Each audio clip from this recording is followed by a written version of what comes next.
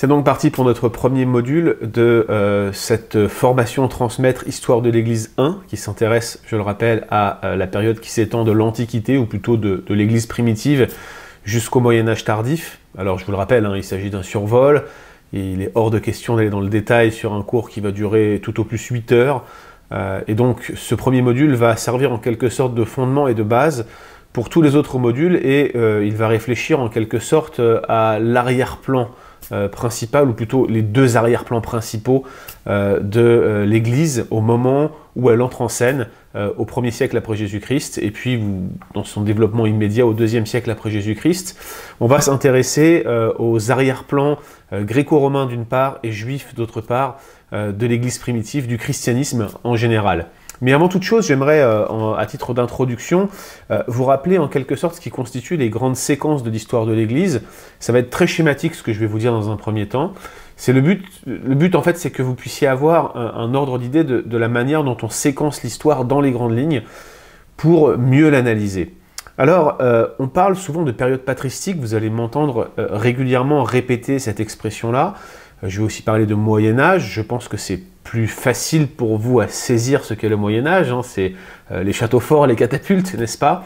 Ce qu'on appelle la période patristique, c'est la période dite des pères de l'Église, patristique, pères de l'Église. C'est une période durant laquelle certaines grandes figures particulièrement influentes ont servi de point de fondement théologique sur lesquels l'ensemble de l'Église est venu ensuite s'appuyer. Alors on parle de période patristique, non pas parce qu'il y a une période bien délimitée durant laquelle certains théologiens étaient appelés pères et puis ils ne l'étaient pas encore après. C'est pas tout à fait comme ça que ça fonctionne, mais on essaye de schématiser cette période généralement du 1er au 5e siècle, de l'an 100 à l'an 500 à peu près.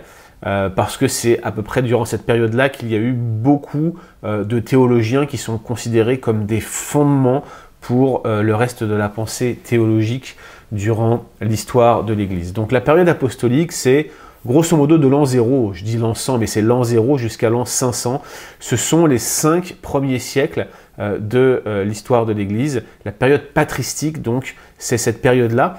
Et si je voulais aller un tout petit peu plus loin, je vous expliquerai comment cette période elle est subdivisée en deux grandes parties. On parle souvent de la période pré-nicéenne ou anténicéenne et la période post-nicéenne. Qu'est-ce que cela signifie?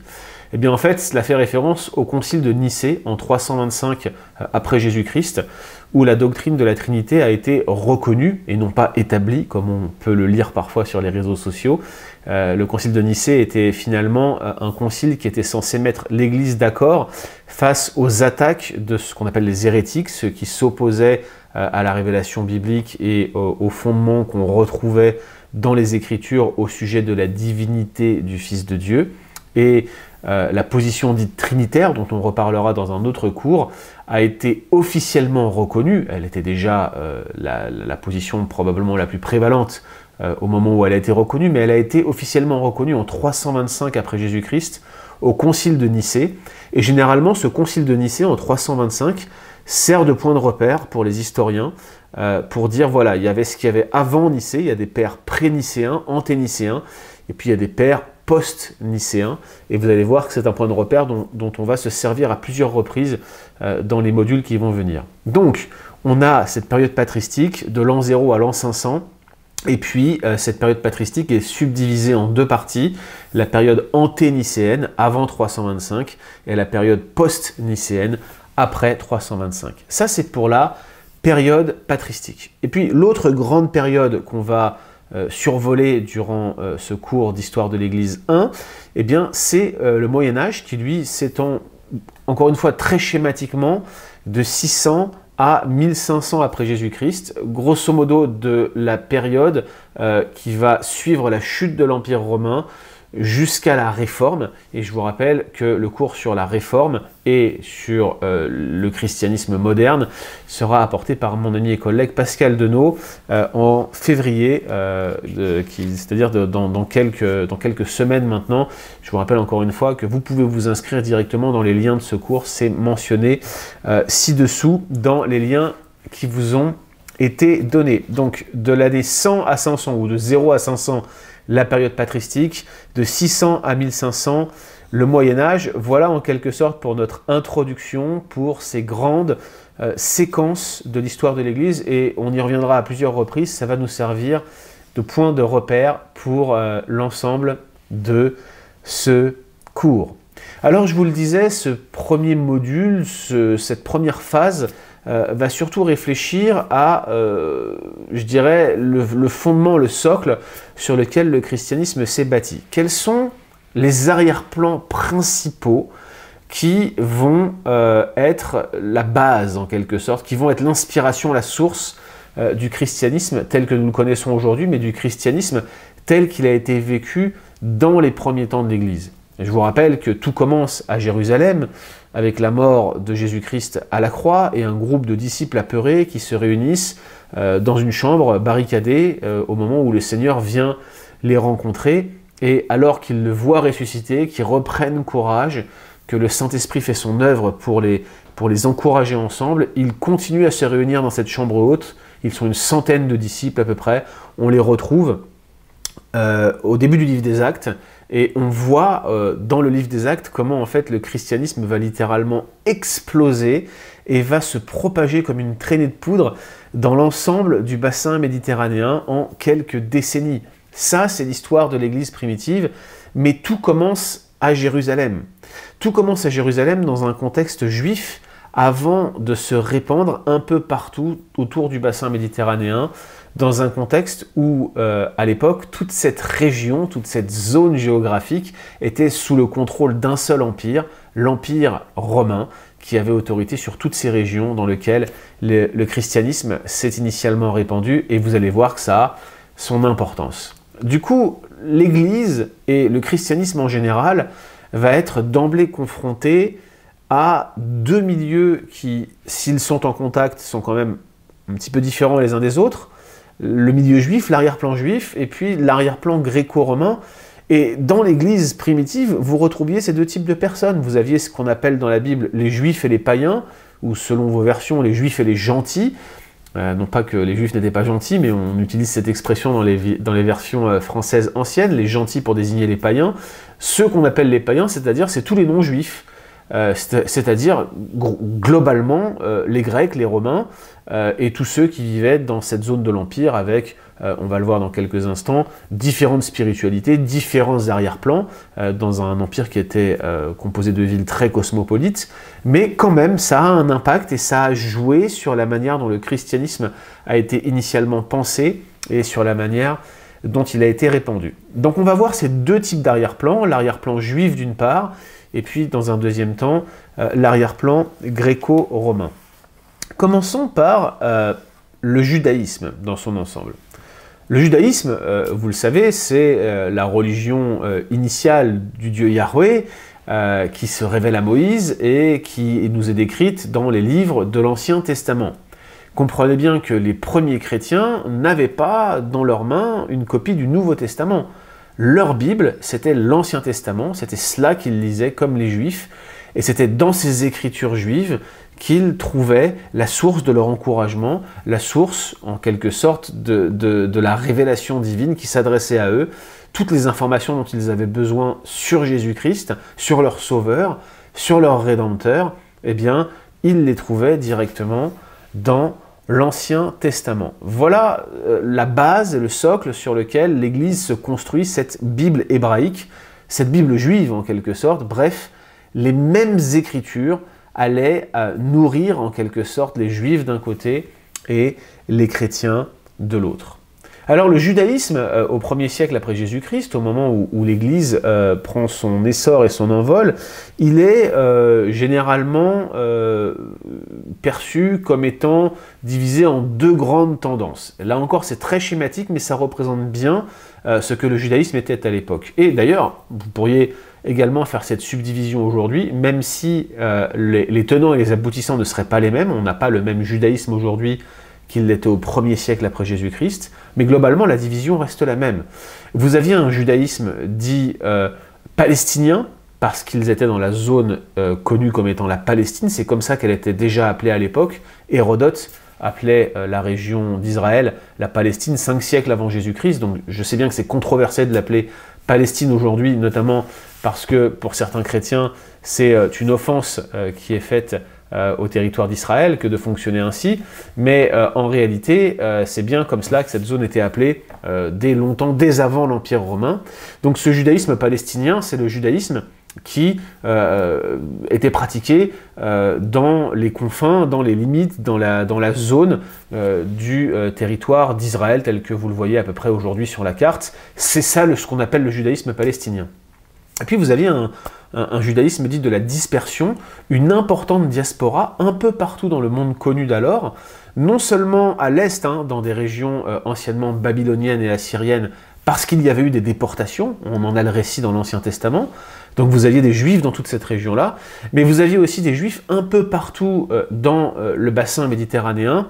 On en parle dans quelques instants, et vous allez voir que ça avait là encore son importance, non seulement pour la manière dont l'évangile va se répandre rapidement, mais aussi d'un point de vue idéologique, comment la pensée grecque va en quelque sorte alimenter la réception que les premiers chrétiens vont se faire de l'évangile. Je commence par le judaïsme palestinien.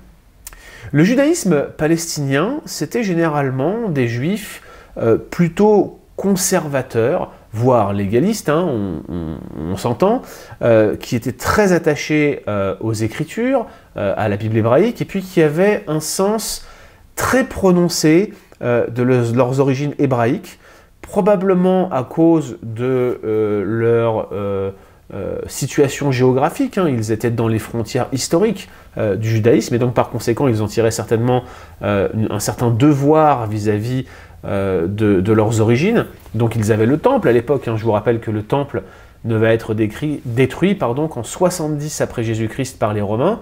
Donc au moment où Jésus fait son ministère, au moment où les évangiles sont rédigés, eh bien le temple est encore là. Il est là, et c'est la fierté de ce judaïsme palestinien. Tout tourne autour du temple, les sacrifices, la loi. Toutes ces choses-là sont en quelque sorte les marqueurs temporels et les marqueurs géographiques de ce judaïsme palestinien. Alors, ça faisait longtemps que ces juifs ne parlaient plus hébreu comme une langue connue. C'est déjà à l'époque une langue sacrée qui n'est utilisée que pour lire la Bible en quelque sorte. La langue qu'ils utilisent, la lingua franca, c'est-à-dire la langue de toute la région à l'époque qui était occupée par les Romains, restait ce qu'on appelle l'araméen, c'est-à-dire un dialecte parlé dans toute cette région de Syrie, d'Israël, et puis même qui pouvait être parlé jusqu'aux confins à l'est de la Babylonie. Et donc cet araméen était leur langue de tous les jours. L'hébreu était pour eux la langue sacrée par laquelle ils étudiaient les Écritures, ou plutôt ils écoutaient les Écritures qui étaient lues chaque sabbat, soit au temple, soit dans les synagogues. Je le disais, ils avaient un rapport particulier au temple et au sacrifice. Ils étaient fiers d'avoir la loi qu'ils suivaient avec zèle. Et donc ce judaïsme palestinien était en quelque sorte le gardien du temple, non pas du temple littéral ici, mais c'est l'expression que j'utilise pour vous dire qu'ils étaient en quelque sorte les piliers de la tradition du judaïsme pour tous. C'était les purs et durs en quelque sorte, si je puis me permettre de m'exprimer ainsi. Il n'empêche que malgré qu'ils étaient en Palestine, eh bien, ces juifs conservateurs, ces juifs palestiniens, ils étaient soumis à l'Empire romain depuis la fin du 1er siècle avant Jésus-Christ, et c'était pas de tout repos, cette relation qu'ils avaient avec eux, c'était quand même une relation, une relation de domination et de suggestion, au point qu'à la suite de nombreuses révoltes, en 70 après Jésus-Christ, les Romains vont détruire Jérusalem et le temple, et ça va bien sûr accroître le phénomène de dispersion du judaïsme dans tout le bassin méditerranéen. Donc voilà dans les grandes lignes la situation du judaïsme palestinien. Et au sein de ce judaïsme palestinien, il y avait différents groupes et factions. Si le sujet vous intéresse, si c'est une période que vous voulez étudier, je vous encourage à lire les ouvrages qui nous sont parvenus de Flavius Joseph, qui était un général juif pendant les guerres avec les Romains, notamment pendant la destruction de Jérusalem. Et il va passer à l'ennemi, il va trahir la cause des Juifs pour se joindre aux Romains. Mais en fait, il avait un talent d'écriture et s'est reconverti en tant qu'historien. Et on lui doit cet ouvrage qu'on appelle La guerre des Juifs, qui est en fait un récit de tous les événements qui se sont passés autour de l'année 70 et qui ont mené à la destruction de Jérusalem. C'est poignant, de lire ce texte. C'est aussi une mine d'informations, et si c'est une période que vous désirez creuser, dont vous désirez apprendre davantage, eh bien je vous encourage à vous procurer ce livre et à le lire. Il y avait donc différents groupes de juifs. Il y avait des zélotes, dont je ne vais pas du tout parler, qui étaient en quelque sorte l'équivalent des gilets jaunes de l'époque, en beaucoup plus hardcore, c'est-à-dire que c'était des gens qui voulaient l'indépendance de leur pays, qui militaient pour un système social extrêmement précis et développé, et puis qui étaient violents, beaucoup plus violents que ne peuvent l'être n'importe quel mouvement qu'on a connu en francophonie ces dernières années. C'était des assassins, concrètement. Ces juifs zélotes, et ils vont jouer un rôle particulièrement noir, néfaste pendant les récits de la chute de Jérusalem, où les juifs étaient divisés entre eux et les zélotes persécutaient réellement beaucoup les autres juifs. C'était un parti politique, ces zélotes, c'est pour ça que je ne veux pas en parler trop. Il y avait, en termes de groupes religieux, 3 principaux groupes religieux sur lesquels j'aimerais qu'on s'arrête maintenant. 3 principaux groupes religieux au sein de ce judaïsme palestinien. Ce sont les Sadducéens, qui sont mentionnés dans l'Évangile. Ce sont les Esséniens, qui ne sont pas mentionnés dans les Évangiles. Et ce sont, n'est-ce pas, les pharisiens que vous devez connaître, à ne pas confondre avec les parisiens. Les parisiens, comme moi, sont des gens très bien, surtout lorsqu'ils sont exilés à Montréal. Ce sont les meilleurs. Mais ici, on parle des pharisiens, ce parti de la synagogue, que je vais aussi discuter avec vous dans le cadre de ce cours. Alors on commence par les Sadducéens. Qui sont ces fameux Sadducéens qui interagissent avec Jésus, qui tentent de le piéger sur la question de la résurrection, qui s'allient aux Hérodiens pour essayer de piéger Jésus, les Hérodiens qui étaient du parti d'Hérode, donc des politiciens, eux aussi. Eh bien, ces Sadducéens, c'était probablement la frange aristocrate du judaïsme palestinien, les gens qui étaient les plus riches, et généralement un groupe qui était associé au parti dit des prêtres, des lévites. Ils avaient la main sur le temple, ils étaient des gens qui avaient un grand sens politique et qui étaient beaucoup dans les intrigues de cour. C'était en quelque sorte, ces Sadducéens, les premiers libéraux de l'histoire. Ils ne croyaient pas à la résurrection, ils rejetaient la plupart des livres prophétiques, c'est-à-dire Ésaïe, Ézéchiel, Jérémie, et ils avaient tendance à questionner, voire rejeter ce qu'on appelle l'angélologie, autrement dit l'existence des anges. D'ailleurs, vous avez des traces de controverses entre les pharisiens et les sadducéens dans le livre des Actes, dans les évangiles, notamment avec Paul, lorsqu'il est amené dans le Sanhédrin. Il s'écrie, il dit « C'est à cause de la résurrection des morts et de mon espérance en la résurrection des morts que je me retrouve en procès devant vous. » Et là, vous avez tous les pharisiens qui défendent la résurrection, qui prennent le parti de Paul, et tous les sadducéens qui s'opposent à Paul, et ça crée une division dans le Sanhédrin, duquel Paul, très intelligemment, va tirer parti. Donc ces Sadducéens, ils nient la résurrection, ils nient l'existence des anges, ils rejettent toute une partie de la Bible, ce sont des aristocrates, ils sont attachés au temple, ils ont le contrôle du temple, c'est l'élite du judaïsme, mais ils n'ont que très peu d'impact sur le peuple, ils sont reçus par les hautes sphères, en quelque sorte. Ils avaient leurs entrées auprès des Romains, auprès des officiels romains, auprès d'Hérode, qui était le tétrarque, le représentant des Romains dans la zone où Jésus va faire son ministère, à Jérusalem. Et donc, par conséquent, ces Sadducéens étaient, en quelque sorte, les premiers rationalistes, les premiers relativistes de l'histoire. Ils relativisaient la parole de Dieu, ils relativisaient, ils la rejetaient, et ils questionnaient certains dogmes comme la résurrection et comme l'existence des anges. Voilà pour les Sadducéens. Deuxième groupe, qui n'est pas mentionné dans les Écritures, il s'agit des Esséniens. Les Esséniens, on les connaît notamment à cause des écrits de Flavius Joseph, dont je vous parlais tout à l'heure, et pendant longtemps, on a associé ces Esséniens à la découverte de ces manuscrits en Jordanie, à Wadi Qumran. Vous avez peut-être déjà entendu parler des grottes de Qumran dans les années 40 jusqu'aux années 60. On y a retrouvé des grottes, et dans ces grottes, on a retrouvé des manuscrits, dont un rouleau complet du livre d'Ésaïe, qui date de 200 ans avant Jésus-Christ, et qui prouve donc que ce livre n'a pas été écrit après Jésus-Christ. C'est très intéressant et très important, parce que vous avez notamment Ésaïe 53, qui s'y trouve intégralement. Très bon argument apologétique, hein.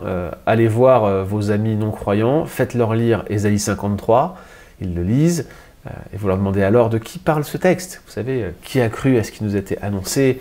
il s'est élevé comme une faible plante, cependant ce sont de nos péchés qu'il s'est chargé, le châtiment qui nous donne la paix est tombé sur lui. Tous ces magnifiques versets-là témoignent clairement de la personne de Christ. Généralement, quiconque le lit dit « ça parle de Jésus », et là vous pouvez en parler comme d'une prophétie messianique. S'ils la contestent, s'ils affirment que ça a été écrit après les faits, eh bien vous pouvez leur dire « regardez, le manuscrit 1Q Isa retrouvé à Qumran, eh bien prouve que ce texte a été écrit au moins 200 ans avant Jésus-Christ, et moi je vous le dis, ça a été écrit probablement 700 ans avant Jésus-Christ. Et c'est un excellent argument apologétique. J'ai personnellement amené une personne au Seigneur avec cet argument-là. Pas l'argument en lui-même, c'est le Seigneur qui touche les cœurs, mais l'instrument utilisé, c'était cet argument particulièrement efficace, puisqu'il prouve que les prophéties messianiques ont bien été écrites avant l'avènement du Messie, contrairement à ce que certains chrétiens qui rejettent la parole de Dieu, qui sont libéraux, affirment. Donc qui sont ces Esséniens qu'on a parfois associés, à mon avis à tort, avec ces rouleaux de la mer morte, avec ces rouleaux de Qumran? Eh bien, ces Esséniens, c'est un groupe qu'on pourrait qualifier de prophétique, surtout focalisé sur l'eschatologie, sur la fin des temps. Ces Esséniens étaient un groupe prophétique radical. Ils étaient assez intenses dans leur obéissance à la loi. Ils avaient un style de vie relativement ascétique. Ils s'abstenaient, faisaient beaucoup de jeûnes, se détournaient de pas mal de choses pour plaire à Dieu. Et ils avaient une observance légale très stricte, avec des rituels de purification particulièrement marqués.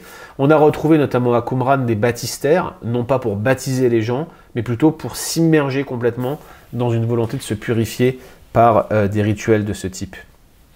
Il a parfois été affirmé que Jean-Baptiste était essénien. J'ai des gros doutes là-dessus, mais c'est une théorie qui existe et que vous devez connaître parce que vous allez peut-être la rencontrer dans vos lectures. Il n'y a à mon avis aucune démonstration possible de ce fait, mais bon, certains l'affirment. Troisième groupe de ce judaïsme palestinien, eh bien, il s'agit des pharisiens. Eux étaient vraiment ceux qui étaient tenus en haute estime par le peuple. Déjà, c'est ce qu'on peut appeler le parti de la synagogue. À l'époque du 1er siècle après Jésus-Christ, il y avait le temple, mais il y avait aussi des rassemblements de quartiers, l'ancêtre de l'église, la synagogue en fait, qui commençait à avoir une influence considérable.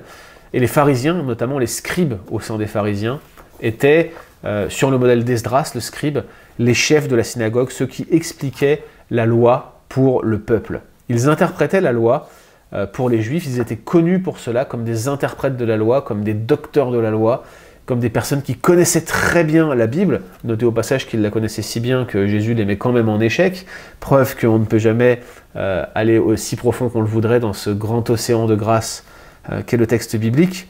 Et même s'ils étaient peu nombreux, j'ai lu certains articles académiques qui estiment qu'il y avait finalement pas plus de 2000 pharisiens à Jérusalem. Eh bien, même s'ils étaient si peu nombreux, ils avaient une influence considérable sur le peuple. Ils étaient vus comme des gens pieux, comme des gens qui respectaient la pureté légale. Et ils avaient la parole de Dieu dans son intégralité, l'ensemble de l'Ancien Testament en haute estime. Mais en plus de ça, ils accordaient une grande importance à la tradition des anciens. Vous voyez par exemple dans, je crois que c'est Matthieu 15, l'épisode où les pharisiens reprochent à Jésus de ne pas s'être lavé les mains après le repas. Bah, ça typiquement c'était une conséquence de la tradition des pharisiens, c'est lavage de mains, allait au-delà des ablutions rituelles qui sont dans le Lévitique, et donc les pharisiens avaient rajouté ça et considéraient que cette tradition était même inspirée au même titre que la Bible, et donc qu'on devait l'observer. Vous en avez un autre exemple quand Pierre se présente devant Corneille en Acte 10, il leur dit une phrase qui peut-être vous a paru anodine, peut-être un peu méchante, mais anodine. Lorsqu'il parle à Corneille, qu'il rentre dans leur maison, il dit « Vous savez qu'il est défendu à un homme comme moi de venir chez vous. » Qu'est-ce qu'il dit par là? Il dit « Vous savez qu'il est défendu à un juif d'arrière-plan pharisien, même chrétien qu'il était à l'époque, hein, mais vous savez qu'il est défendu à quelqu'un comme moi de se mêler à des païens. Vous le savez que nous, on ne se mélange pas. » Mais ça, typiquement, c'est une doctrine pharisienne. Les pharisiens, par souci de pureté rituelle, ne se mélangeaient pas aux païens. C'était pas écrit dans la loi, mais ils voyaient ça, cette tradition-là, comme une conséquence de la loi. Et cette tradition non biblique, ils lui donnaient le même niveau d'autorité que la Bible Et donc, ces pharisiens, tout en tenant la Bible en haute estime, eh bien, avaient tendance à ajouter une tradition interprétative même à ces écritures, à cette Bible, et à lui accorder un crédit aussi fort que la Bible. Vous avez un autre exemple, lorsque Jésus les reprend, ces pharisiens, notamment dans Matthieu 23, où il leur reproche en disant « Malheur à vous, pharisiens, parce que vous annulez la parole de Dieu au profit de vos traditions », c'est dans Matthieu 15 et non pas dans Matthieu 23, excusez-moi, et il leur reproche justement de dire des choses comme à leurs parents « Ce dont j'aurais pu t'assister est korban », autrement dit « offrande à Dieu ». Vous connaissez le 5e commandement « Honore ton père et ta mère ». Le fait d'honorer ses parents dans la Bible hébraïque, kavod en hébreu, c'est clairement l'idée de les soutenir dans leur vieillesse. 1er siècle après Jésus-Christ, et même durant toute l'époque avant Jésus-Christ, durant l'époque du Proche-Orient ancien, eh bien, il n'y avait pas de système de retraite, ni par points, ni par capitalisation d'ailleurs, et c'était les enfants qui prenaient soin de leurs parents. Et les pharisiens disaient que l'argent qu'ils auraient pu donner à leurs parents pour les soutenir, ils préféraient le consacrer comme offrande à Dieu. Et Jésus leur dit, ça c'est une tradition qui vous amène à délaisser vos parents. Il le dit entre les lignes, mais vous vous enrichissez aux dépens de vos parents, vous laissez vos parents mourir, et en leur disant cela, vous annulez la parole de Dieu au profit de vos traditions. Et on voit comment les pharisiens avaient élevé la tradition aussi haut que la Bible elle-même, un phénomène qu'on va retrouver rapidement dans l'histoire de l'Église, comme vous allez le voir, mais qui commençait déjà avec cet arrière-plan palestinien.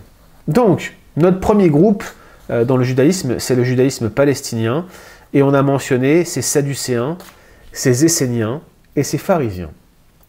Passons maintenant au judaïsme dit de la dispersion. Eh bien, ce judaïsme de la dispersion, c'était des juifs, comme je le disais, une diaspora qui était répandue tout autour du bassin méditerranéen. Au 1er siècle après Jésus-Christ, on sait qu'il y avait au moins 12 synagogues à Rome, et à Alexandrie, en Égypte, il y avait plus d'1 million de juifs qui occupaient un quartier complet de la ville, 1/8 de la ville. Probablement, ils étaient plus nombreux que dans tous les autres quartiers. Et par conséquent, c'était l'un des peuples les plus nombreux à l'époque à Alexandrie. Pendant le siècle qui a précédé, ils avaient fondé des communautés tout autour du bassin méditerranéen, mais même plus loin.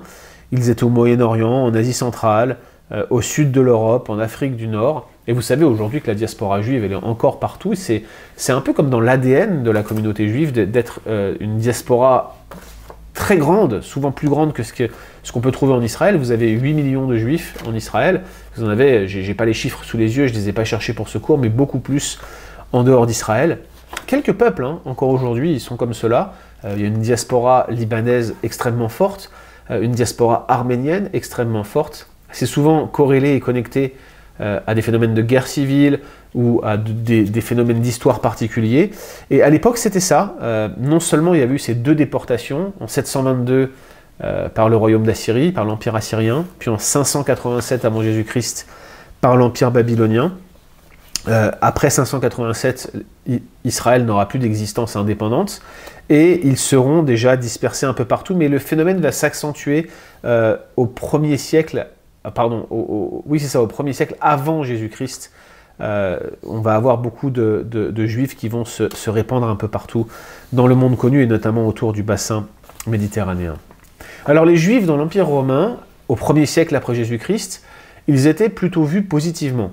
C'était des gens qui avaient un mode de vie relativement sain, moral, qui ne prenaient pas plusieurs femmes. À ce moment-là, le judaïsme était monogame, et qui, généralement, avaient des familles stables, des communautés morales. Bref, on avait un bon a priori sur eux.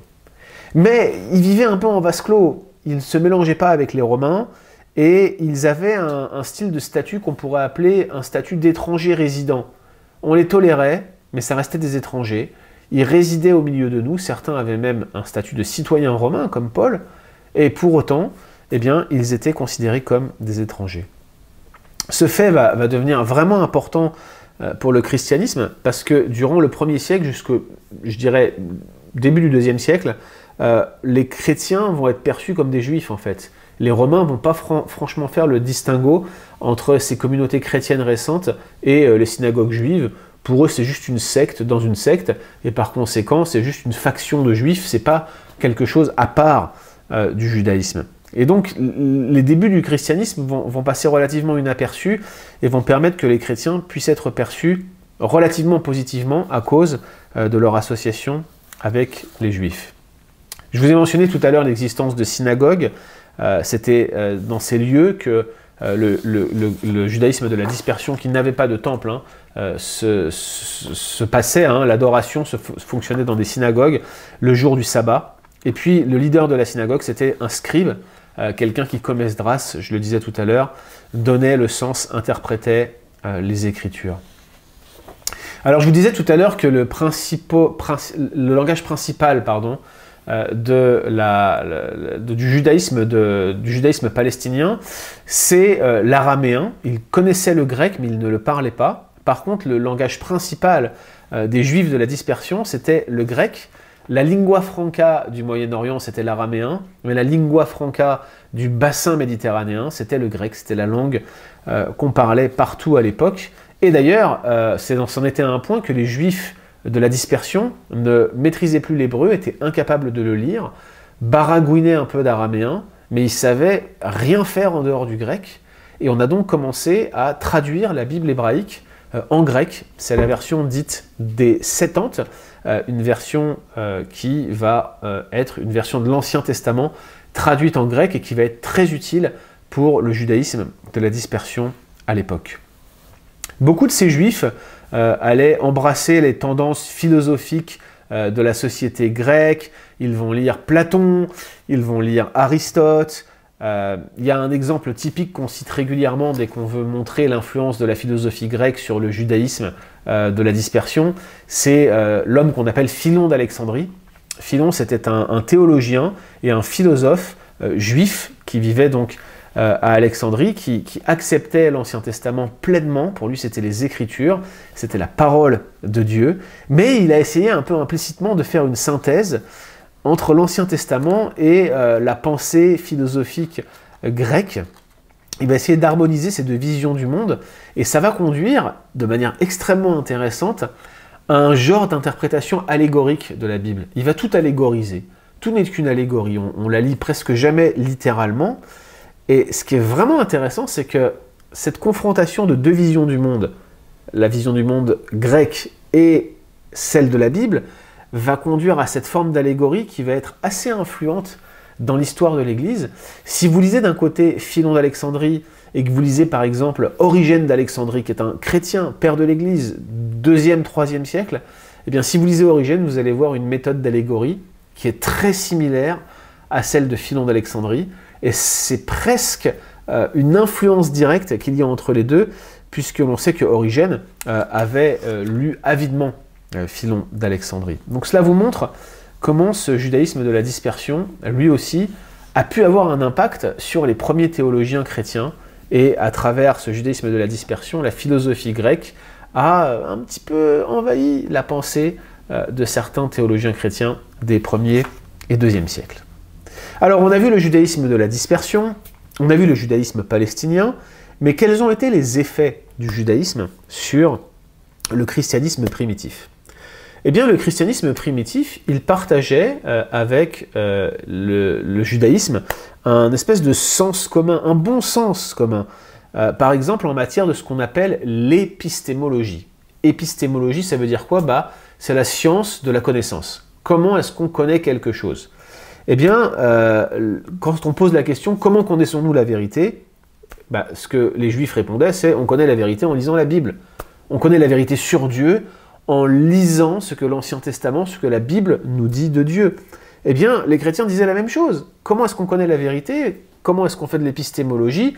Eh bien, on lit la Bible. On lit la Bible et c'est là qu'on va trouver Dieu, c'est là qu'on va trouver la vérité. On trouve la vérité en lisant les Écritures. Voilà un point commun entre les Juifs et les chrétiens. Et puis, la manière que les Juifs, notamment les Juifs de la synagogue, utilisaient pour adorer le Seigneur avec des temps d'adoration, où on utilisait les psaumes. Je vous rappelle que les psaumes, c'est pas juste un livre de la Bible, c'est à la base, c'est un recueil de cantiques, en quelque sorte, qui servait à chanter dans la synagogue. Les chrétiens faisaient la même chose. un sermon qui était central, il y avait, on donnait la parole à quelqu'un qui prêchait, et puis il y avait des temps de prière. Tout ça, on le retrouve dans les églises aujourd'hui. Bref, la manière que les Juifs utilisaient dans la synagogue, le style d'adoration, va être repris par les chrétiens qui vont être vraiment dépendants. C'est très similaire à ce qu'on va trouver dans le christianisme primitif avec le type d'adoration qu'on trouvait dans la synagogue. Et puis, dans un sens, je vous le disais, hein, les Juifs étaient des citoyens protégés, bien perçus dans l'Empire romain. Les premiers chrétiens vont trouver une sorte de protection légale dans le judaïsme, puisqu'ils étaient vus eux-mêmes comme des Juifs. Et donc, ils vont, avec ce bon sens commun, les chrétiens, hériter une certaine manière de lire les Écritures, de la considérer comme la parole de Dieu, et finalement, ils vont être au tout début associés à ce judaïsme qui leur a servi en quelque sorte de fondement. C'est au sein de ce judaïsme que le christianisme va donc éclore. Voilà donc pour cette introduction à l'arrière-plan juif du christianisme. On a parlé du judaïsme palestinien, du judaïsme de la dispersion et de l'impact du judaïsme sur le christianisme. Bien sûr, vous pouvez revenir à loisir sur cette vidéo autant que vous le voulez si vous aviez quelques points qui mériteraient un peu plus d'analyse. Revenez en arrière, vous êtes complètement libre de le faire. On va regarder pour la deuxième partie de ce cours, pour la deuxième partie de ce module, pardon, le deuxième arrière-plan du christianisme, qui n'est autre que la pensée gréco-romaine, le monde gréco-romain, qui va créer un ensemble de facteurs propices à l'éclosion de l'Église, mais surtout à cette traînée de poudre dont je parlais tout à l'heure, cette croissance exponentielle de l'Église à laquelle on va assister au 1er et au 2e siècle. Pourquoi ? Eh bien, tout simplement déjà parce qu'il y avait des conditions favorables du fait même de l'existence de cet empire romain à l'époque. Essayez de penser un tout petit peu à un vaste empire qui couvrait toute l'Europe, une partie du Moyen-Orient et puis l'Afrique du Nord en même temps. Un empire avec un langage similaire, une culture similaire, des lois qui étaient cohérentes et unifiées. Être romain, ça voulait dire la même chose partout dans tout l'empire. Il y avait une sorte de cohésion culturelle, et à vrai dire, c'est là que c'est vraiment impressionnant, cette cohésion culturelle, elle ne va jamais s'éteindre. Finalement, elle va s'éteindre, je dirais, au moment des invasions islamiques au 7e siècle après Jésus-Christ, et même un certain nombre de choses, comme l'aspect légal du mariage, par exemple, dans nos sociétés occidentales, s'appuie directement sur les codes légaux romains, qui ont durablement influencé le monde occidental tel qu'on le connaît aujourd'hui. On est en quelque sorte dépendant un peu de ce qui se passait avec l'Empire romain. Alors ce qui est vraiment intéressant, c'est que cette cohésion culturelle va servir pour prêcher l'évangile dans un contexte où tout le monde pense pareil, où tout le monde a la même vision du monde. C'est extrêmement utile. C'est comme si Dieu avait choisi ce moment précis pour que l'Église puisse naître et avoir un impact et une influence. Mais ce n'est pas tout, écoutez cela. Il y avait aussi une stabilité politique. Et ça, c'est très important de le noter.